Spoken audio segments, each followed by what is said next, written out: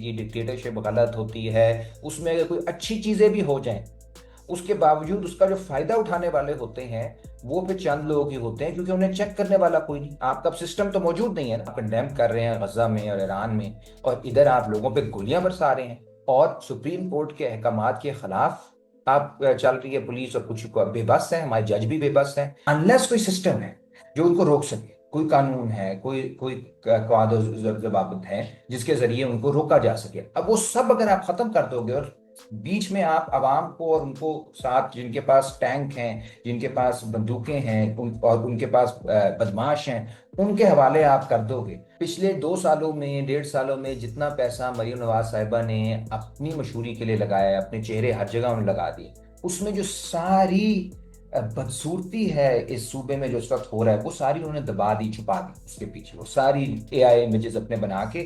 और अब हमें लग रहा है बहुत जी खूबसूरत हो गया है, रोशन हो गया है पंजाब। हकीकत ये थी कि 2024 में इन्हीं की हुकूमत के दौरान ये मामला आया था, मरियम नवाज साहिबा की हुकूमत ने उसे दबाया। उसके बाद 331 बच्चे अभी तक से टेस्ट हो चुके हैं जिनको HIV हो चुका है। 331 बच्चे जो हैं उनकी जिंदगियां बच सकती थी। वेलकम जी, सियासत डॉट पीके से मैं हूं वकार बगा। मेरे साथ मौजूद है डॉक्टर उमर अली जान। Umar Ali Jan sahab, it's pleasure to host you. Thank you very much. Sir, इस वक्त जब थैंक इस्लामाबाद यू बना, जनाब। अमाम बरी सरकार के साथ कहा गया कि एक बड़ी सरकार के साथ छोटी सरकार आ गई है। यहाँ पर बस्तियां बसाई गई, यहाँ पर वो जो पुराने देहात थे उनके साथ साथ एक शहर बसाया गया। और आज हम देख रहे हैं कि वो शहर जो है वो डिमोलिश किया जा रहा है, लोगों को वहां से निकाला जा रहा है। बहुत से लोग ये कह रहे हैं कि हमारे पास तो सुप्रीम कोर्ट के स्टे ऑर्डर्स हैं, फिर भी निकाल दिया जा रहा है। क्या कहेंगे इन सारी चीजों के ऊपर? ये जो हुकूमत का ऑपरेशन है CDA का, ये काफी अरसे से चल रहा है, और कच्ची बस्तियों के नाम पे, कभी इसको अफगानियों के नाम पे मुख्तलिफ नाम देकर ये तमाम बस्तियां खत्म की जा रही हैं। सैदपुर विलेज जो कि इस्लामाबाद के साथ एक गांव था, और जिला जो बड़ा एक एस्थेटिक वाइब देता था, एक कल्चर को प्रिजर्व किया गया था, वो भी खत्म कर दिया गया है। क्या होने जा रहा है और क्यों होने जा रहा है, और ये क्यों हो रहा है? देखें, ये तो एक जंग है। इसको मैंने ट्वीट भी किया था, all out war against the poor. तबकाती जंग है, मुतवसत तबके के खिलाफ, गरीबों के खिलाफ, मेहनत कशों के खिलाफ। दो चीज़ें अहम हैं। एक, जिस तरह आपने वीडियोस भी देखी होंगी, वो खातन रो रही हैं, कह रही हैं मैं बेवा हूँ, मेरा घर तोड़ दिया गया है, मैं 500 साल से यहाँ रह रही हूँ। यानी उनकी मेमोरी देखिए, उनका जो पूरा एक रवायत है जिसको लेके वो चल रहे हैं गाँव, ये पुराने कदीम गाँव है। और अभी हमने इतनी तारीफें की हैं ईरान की कि कदीम तहजीब थी, इसी वजह से वो इसराइल और अमेरिका के खिलाफ लड़ पाई। कदीम तहजीबों का बड़ा एक रोल होता है किसी भी माशरे में। हमारे यहाँ जो तहजीबें हैं, जो ये तहजीब का हमारा हिस्सा था, उसको हमारा एक माफिया है वो तबाह कर रहा है। वहां पे उनकी नजरें हैं कि यहाँ पे हमने वो करना है, रियल एस्टेट करना है, प्रॉपर्टियां बनानी है, इसको इंटरनेशनल सिटी बनाना है। और इसके साथ ही दूसरी चीज जुड़ी है कि जो अचीवमेंट्स हमारी हुई हैं फॉरेन पॉलिसी के लेवल पे, वो बहुत अच्छी हैं और हमें सबको फख्र होना चाहिए। लेकिन जो बड़े लोग होते हैं वो इस तरह से सोचते हैं कि किस तरह से इन अचीवमेंट्स के जरिए अब हम मुल्क की बेहतरी कर सकें, अवाम की बेहतरी कर सकें, अपनी खित्ते की तहजीब की। यहाँ पे अफगान जिहाद 1980 में जब हुआ, उस वक्त भी, 9/11 के बाद भी, और अब ये तीसरी बार भी, ये जो मौके हमें मिल रहे हैं आलमी लेवल पे, फंडिंग भी आएगी, पैसा भी आएगा, उस पे एक छोटा सा तबका जो है वो अपनी इजारादारी कायम कर रहा है, और वो सोच रहा है कि यार ये हमारे लिए कितना जबरदस्त होगा, हम अरब खरबपति बनेंगे, हमारी हाउसिंग सोसाइटियां बनेंगी, हमारे अपार्टमेंट्स बनेंगे, हम कितना पैसा कमाएंगे। यानी जो अचीवमेंट थी पाकिस्तान की, वो अचीवमेंट बन जाएगी अशराफिया के तबके की, जबकि आम आवाम के लिए, मेहनत कशों के लिए ये एक अजाब बन जाएगा। और एक और चीज याद रखें, इस्लामाबाद, जहां पे इस्लामाबाद अकॉर्ड की बात हो रही है, इस्लामाबाद टॉक्स हो चुके हैं, उस इस्लामाबाद को चलाते मेहनत कश हैं जो इन कच्ची आबादियों में रहते हैं। इन कच्ची बस्तियों में रहने वाले लोग जो हैं, वो उनकी मेहनत से इस्लामाबाद चलता है, लोगों के घर चलते हैं, ऑफिस चलते हैं, फैक्ट्रियां चलती हैं। ये सारा जो आप देख रहे हैं, जो एक तशन जिसे कहते हैं पूरे दारुल हुकूमत हमारे का, वो इन्हीं की मेहनत से है। और ये हमारी हुकूमत की, हमारी रियासत की नाकामी है कि पिछले 40-50 सालों में कोई पब्लिक हाउसिंग नहीं आई। आखिरी जो बड़ी पब्लिक हाउसिंग थी वो जुल्फकार अली भुट्टो के दौर में आई। उसके बाद आपने अपार्टमेंट्स ही नहीं बनाए, आपने लोगों को कोई कोई पब्लिक सर्विस में कोई हाउसिंग दी नहीं, सारा जो जमीन है वो आपने लैंड माफिया के हवाले कर दी है। लैंड माफिया उसे चलाता है, लैंड माफिया के लिए के मुनाफे के लिए चलती है। और एक आम मिडिल क्लास बंदा जो जिसकी तनख्वाह 2-3 लाख भी है, वो भी अब घर नहीं खरीद सकता। तो ये कच्ची बाती में रहने वाले तो 30,000 पे काम करने वाले हैं, 20,000 पे काम करने वाले हैं, 35,000 पे काम करने वाले हैं, तो वो कैसे इस्लामाबाद में रहेंगे? और इनको अगर आप निकाल देंगे तो इस्लामाबाद चलाएगा कौन? इन चीजों का नहीं सोचा, और मेरे ख्याल ये एक बहुत ही बुरा और बहुत ही बड़ा जुल्म होने जा रहा है हमारे मेहनत कश भाइयों बहनों। ठीक है सर, यहाँ पर जो चीज नोटेबल है वो ये है कि किसी भी कानूनी जो रुकावट है उसे देखा नहीं जा रहा, उससे रुका नहीं जा रहा, डिमोलिश किया जा रहा है। इसकी क्या रीजन है कि जाहिर सी बात है, कोई अदालती अहकामात होते हैं, कोई ऑर्डर्स होते हैं, वो हाथ पांव मारते हैं, कोई केस करता है सीडीए के ऊपर, सीडीए किसी केस को नहीं देख रहा, किसी नोटिस को नहीं देख रहा, सुप्रीम कोर्ट, हाई कोर्ट, किसी अदालत को नहीं मान रहा। इसकी क्या रीजन है? इसकी रीजन ये है कि सारे जो कोर्ट्स हैं, सारी जो अदालतें हैं, सारे जो महकमे हैं, उनको तकरीबन खत्म कर दिया गया है, गैर फाल कर दिया गया है। 26वीं 27वीं तरमीमों के बाद आप बताएं कि सुप्रीम कोर्ट क्या करेगी, कॉन्स्टिट्यूशनल कोर्ट क्या करेगी? आपने चंद लोग की अना के लिए अपना रियासती जो पूरा ढांचा है उसको तबाह कर दिया है। अब यही तो मामला होता है जब हम कहते हैं कि जी डिक्टेटरशिप गलत होती है। उसमें अगर कोई अच्छी चीजें भी हो जाएं, उसके बावजूद उसका जो फायदा उठाने वाले होते हैं वो फिर चंद लोग ही होते हैं, क्योंकि उन्हें चेक करने वाला कोई नहीं। आपका सिस्टम तो मौजूद नहीं है ना, अब सिस्टम तो नहीं है, अब तो 2-4 शख्सियात हैं, उनके इर्द गिर्द पूरा मुल्क चल रहा है। इसको आप सिस्टम तो नहीं कह सकते। सिस्टम के अंदर तो आपको फिर एहतसाब के अमल से गुजरना पड़ता है, और एहतसाब के अमल से अगर गुजरते हैं तो बिल्कुल सुप्रीम कोर्ट का फैसला है। और अभी कॉन्स्टिट्यूशनल कोर्ट में फैसल सिद्दीकी साहब ने बहुत जबरदस्त आर्ग्यू किया। उन्होंने यही कहा कि जी आप कंडेम कर रहे हैं गजा में और ईरान में, और इधर आप लोगों पे गोलियां बरसा रहे हैं, और सुप्रीम कोर्ट के अहकामात के खिलाफ आप चल रही है पुलिस, और कुछ को बेबस है, हमारे जज भी बेबस हैं। तो आप देखें कॉन्स्टिट्यूशनल कोर्ट जो उन्होंने बनाया ही इसलिए था कि उसको रिमोट कंट्रोल से चलाया जा सके। अब वो किस हद तक बोल सकेगा, बात कर सकेगा। लेकिन ये याद रखें, जो आप लोग भी सियासत.pk पे भी एक जदोजहद कर रहे हैं, हम सब एक जदोजहद कर रहे हैं। अक्सर लोग कहते हैं जी ये हमारे इश्यूज ही नहीं है, आइन हमारा इशू नहीं है, अदालतें हमारा इशू नहीं है, सहाफत हमारा इशू नहीं है, ये तो जी इलीट के इशू हैं। इशू तो हमारे तो रोजमर्रा के हैं। देखें जो रोजमर्रा की जिंदगी है, अगर ये इदारे नहीं होंगे, अगर आइन नहीं होगा, अगर अगर जुडिशरी नहीं होगी, अगर सहाफी नहीं होंगे, अगर पार्लियामेंट नहीं होगा, तो फिर तहफ़्फ़ुज़ आम लोग का कौन करेगा?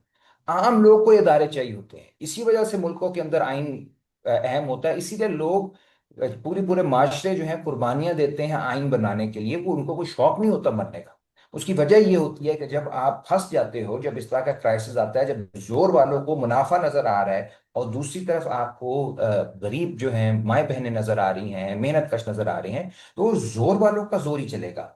अनलेस कोई सिस्टम है जो उनको रोक सके, कोई कानून है, कोई कोई कायदे जवाबित है जिसके जरिए उनको रोका जा सके। अब वो सब अगर आप खत्म कर दोगे, और बीच में आप आवाम को और उनको साथ जिनके पास टैंक हैं, जिनके पास बंदूकें हैं, और उनके पास बदमाश हैं, उनके हवाले आप कर दोगे, तो फिर आप किस तरफ? फिर तो आप जाहिर है this is a pro elite system. तो आप यही हुआ है कि वो सारे जो अमल था, जो रुकावटें थी, वो खत्म कर दी गई हैं तरमीम के जरिए। और अब बिल्कुल हैंड ओवर कर दिया गया अशराफिया को, उस अशराफिया को जो सालाना 2700 अरब रुपए की मरात इस मुल्क में ले रही है। मैं बार बार बताता हूँ, यूएनडीपी के मुताबिक ये मरात याफ्ता अशराफिया है, ये वेलफेयर फलाही रियासत है अमीरों की। तो उसके बावजूद उन पे अब कोई चेक करने के लिए आपने किसी को छोड़ा ही नहीं। तो क्या होगा? यही होगा जो हो रहा है। तो सर फिर इस्लामाबाद कैसे चलेगा? आपने अभी कहा कि इस्लामाबाद कैसे चलेगा अगर ये लोग निकल जाएंगे, जो कि तकरीबन इस्लामाबाद के हर महकमे में काम करने वाले लोग हैं, इसमें कोई भी प्राइवेट बहुत कम लोग हैं। तो इस्लामाबाद कैसे चलेगा? ये लोग कहाँ जाएंगे, कहाँ रहेंगे, कैसे एडजस्टमेंट होगी? इस्लामाबाद तो पहले ही बड़ा एक कंजेस्टेड सा शहर है, अब तो ये हजारों की तादाद में लोगों को बेघर कर दिया, ये किधर रहेंगे? देखिए ना, ये एक खास तरह का एक ब्यूरोक्रेट की एक सोच होती है कि बस मेरी जुरिस्डिक्शन से मसला निकालो और फिर जहां मर्जी जाएं। ठीक है, अच्छा अब आप हजारों लोगों को निकाल रहे हो, जाहिर है वो इश्यू तो खत्म नहीं होगा ना, वो जिंदा तो रहेंगे, कहीं ना कहीं जाएंगे। तो वहां पे, वहां उन जगहों पे जाके क्राइम रेट बढ़ेगा, उन जगहों पे जाके लड़ाई झगड़ा बढ़ेगा। इतने हजारों लोग एक जगह पे आ जाते हैं, उनके पास ना नौकरियां हैं ना उनके पास कोई मुस्तकबिल है। तो फिर उस उसका जो अमन अमान है उस जगह का वो खराब होगा। इसलिए कितने लोग कराची इस तरह गए बेहंगम अंदाज में। देखना पिछले 40 सालों में अफगान जहाद भी आपने कर दिया, ड्रोन स्ट्राइक्स भी कर दी आपने, मिलिट्री ऑपरेशन भी कर दिया, आपने नहीं सोचा कि आबादियों पे क्या होगा। वो सारे लोग कराची आ गए, कराची में फिर नया एक लड़ाई बन गई। वहां पश्तून वर्सेस सिंधी वर्सेस महाजर, ये वाले मसले बनना शुरू हो गए। यानी आपने प्रॉब्लम को अपने सर से उतार के दूसरी तरफ फेंक दिया है, लेकिन उससे प्रॉब्लम तो खत्म नहीं हुआ। वो वापस आएगी, प्रॉब्लम है बहुत बुरे अंदाज में, बड़े अंदाज में वापस आएगी। और ये माजी में होता रहा है। जो जो डिस्प्लेसमेंट्स हुई हैं पाकिस्तान में, चाहे वो फ्लड्स के अंदर हुई हैं या मिलिट्री ऑपरेशन की वजह से हुई हैं या इस तरह कच्ची आबादियों को गिरा के हुई हैं, वो कहीं ना किसी शहर वो लोग गए हैं, उन्होंने नई कच्ची आबादियां बनाई हैं, ज्यादा बुरे हालात में बनाई हैं। और उससे उसमें उनके पास पहले से भी कम मौके थे रोजगार के, बिजनेस के, किसी भी चीज के। तो उसकी वजह से माफिया मजीद स्ट्रांग हुए हैं कच्ची आबादियों के अंदर भी। गैंग वॉर्स हुई हैं। लियारी में क्या होता रहा है हमारा, उधर पूरा आप अगर कराची को खासतौर पे सराब गोट वगैरह आप स्टडी करें तो सारा ये है। एक बस अपनी जुरिस्डिक्शन से ब्यूरोक्रेट ने निकाल के सवाद से लोगों को फेंक दिया, तो फिर जाके वो इशू कराची में बन गया। सो ये हमें, अगर हम समझते हैं बाकी हम पाकिस्तानी हैं और हमारा एक एक शहर जो है, एक एक डिस्ट्रिक्ट जो है, एक एक इलाका जो है वो हमारा है, तो फिर वो प्रॉब्लम तो खत्म नहीं हुआ ना, आपने तो प्रॉब्लम बढ़ाया है। एंड और इस्लामाबाद का मैं आपको बताऊं कि इस्लामाबाद तो चल ही नहीं सकता इन आबादियों के बगैर। सो मुझे नहीं मालूम ये क्या किस तरह सोच रहे हैं। लेबर की शॉर्टेज होगी, लेबर की कमी होगी, इनके लिए बहुत बड़े प्रॉब्लम्स बनेंगे, क्योंकि इनकी ख्वाहिश ये है कि इनकी अयाशियां चलती रहें लेकिन कोई इनको जो मजदूर तबका या आम लोग नजर ही ना आए। तो ये एक बहुत ही फाशिस्ट विजन है कि आपके लिए, आपके सामने जो आम लोग हैं वो कीड़े मकोड़े हैं वो सारे छुप जाएं और बस एक नीट एंड क्लीन हो, जिसमें मोहसिन नकवी साहब अपने दोस्तों के साथ बैठ के अयाशी कर रहे हों। लेकिन उस नीट एंड क्लीन को नीट एंड क्लीन करने वाले कहाँ से आएंगे? वो उनके करीब नहीं आप जाना चाहते, उनकी आप शक्लें भी नहीं देखना चाहते। This is an anti poor policy, fascist policy, और उसके खिलाफ जितनी आवाज उठाई जाए कम। सर, इसके बारे में मैं कल देख रहा था कि किसी ने कहा कि अगर ये आप बस्तियां खाली कर रहे हैं तो इनको अल्टरनेटिव कोई प्लेस दे दें। अगर आपको ये लगता है कि हमने चले ये तहजीब खत्म करनी है, अगर हमने अपनी सकाफत को खत्म करना है, हाँ। एटलीस्ट उन लोगों को जिंदा रहने का हक दे दें, दूर कोई एक जगह दे दें। तो अभी तक तो कोई उस तरह का भी कोई प्रोग्राम, कोई पॉलिसी सामने नहीं आ रही कि उन्हें कहीं अकोमोडेट भी किया जाएगा।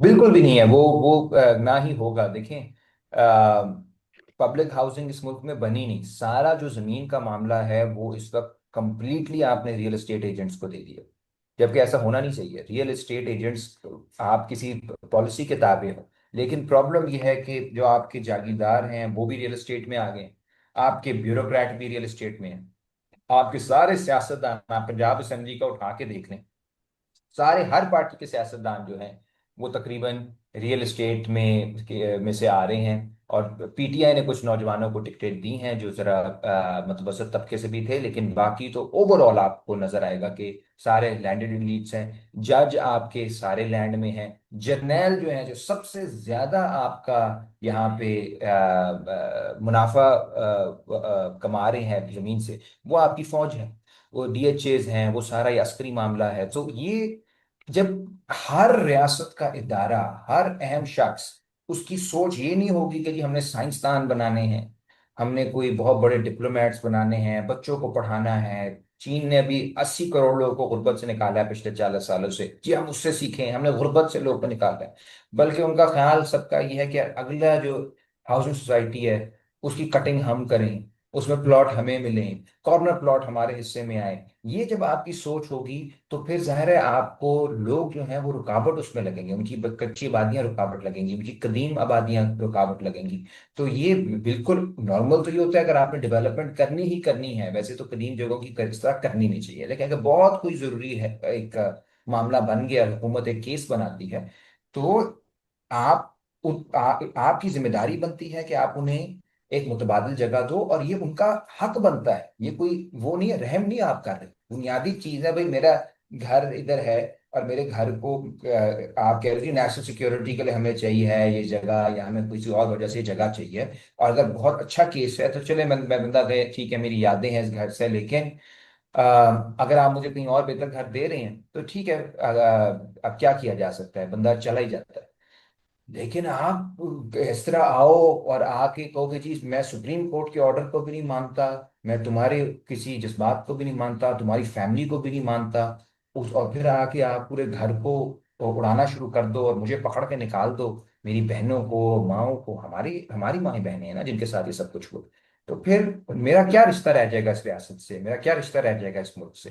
तो ये तो अपने अपना रिश्ता कमजोर कर रहे हैं अवाम का और रियासत का, जो पहले ही बहुत कमजोर है।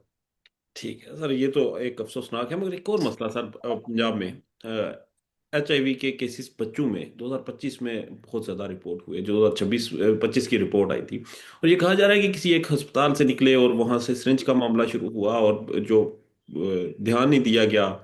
ये क्या मामला है कि इस वक्त HIV के इतने केसेस किस तरह रिपोर्ट होना शुरू हो गए पंजाब में? देखिए ये फिर से आमरीत का मैं इसमें कसूर कहूंगा, मेन कसूर ये है। देखिए होता ये है कि स्कैंडल, जब आप एक माहौल ऐसा बना दो ना कि आपने खुल के बात नहीं करनी, तो जी। स्कैंडल्स दब जाते हैं।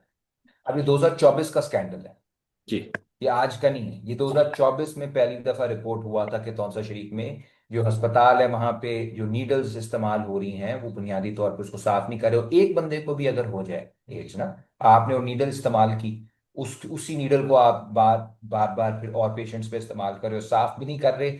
और आपको मालूम है अस्पतालों में ये नहीं हो सकता कि आप पे जो नीडल इस्तेमाल हुई है वो मेरे पे भी हो जाए, ये तो बिल्कुल यानी आम बंदे को ही पता है ना। तो वहां पे जो पूरा अमला था वो इस तरह की प्रैक्टिसेस कर रहा था, उसमें करप्शन होती है, पैसे बचा रहे होते हैं, इक्विपमेंट खरीदते नहीं है, वो अपनी जेबों में डाल लेते हैं, ये सारा मामला चल रहा होता है। 2024 में पता चल गया, वो बात उन्होंने दबा दी।